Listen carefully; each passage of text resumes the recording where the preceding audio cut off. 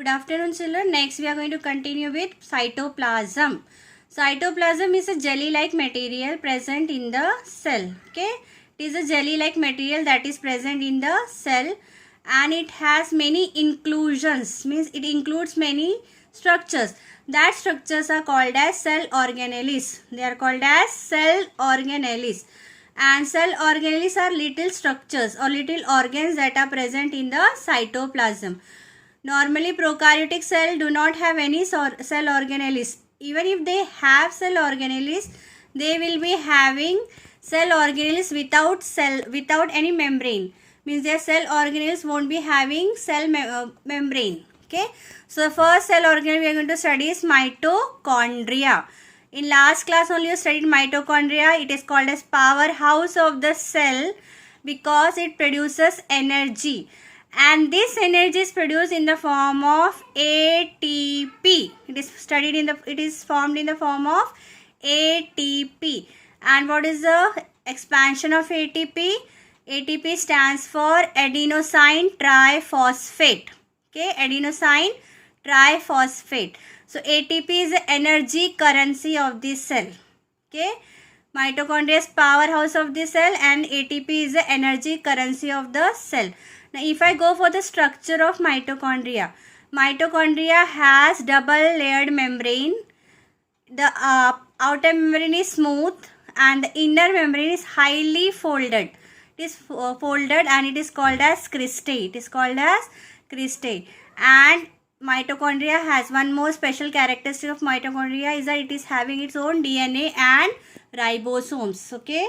And because of this they can prepare some of their own proteins. So this is the structure. You can see outer membrane, okay, and the inner membrane is folded. You can see ribosomes and you can see its DNA also. It has its own DNA and its own ribosomes. Okay, outer membrane is there, inner membrane is there. It has elementary particles where actually the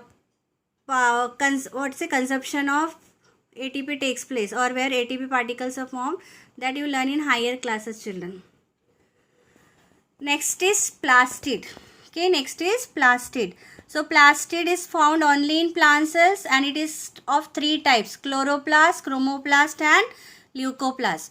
Chloroplast consists of green pigment and that green pigment is called as chlorophyll, and because of this the plant prepare food in the chloroplast, and as a result it is called as kitchen of the cell.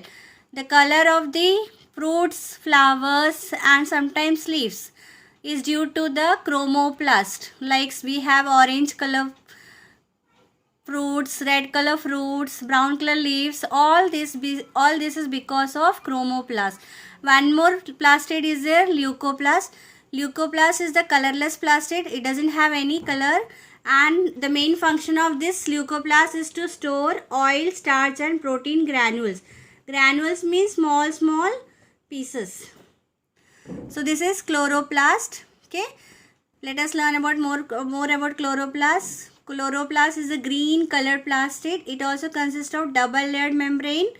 Inside the membrane there is a ground substance called stroma, and inside the stroma you can find a stack of flat cells. That full stack is called as granum, and each stack each flat cell is called as thylakoid, and thylakoid consists of chlorophyll. Inside the thylakoid only chlorophyll is present, and the granas are connected to each other by lamella. And one more characteristic feature of chloroplast common between mitochondria and chloroplast is that chloroplast also has its own DNA and ribosome. So this is the structure of chloroplast. You can see grana, you can see lamella, ribosomes, DNA. So this is the structure of chloroplast. Okay. Next is lysosome.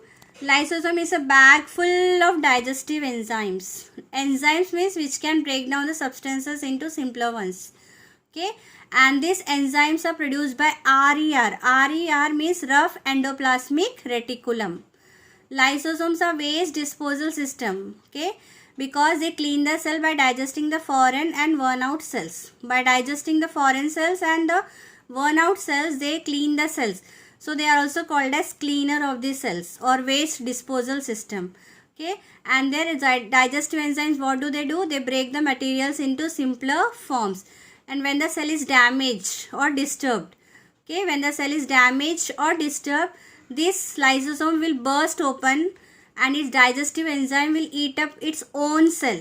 Okay, this lysosome will burst open and its digestive enzyme will eat up the whole cell, and that's why it is called as suicide bag of the cell. It is cleaner of the cell as well as suicide bag of the cell. Remaining cell organelles we'll study in the next class.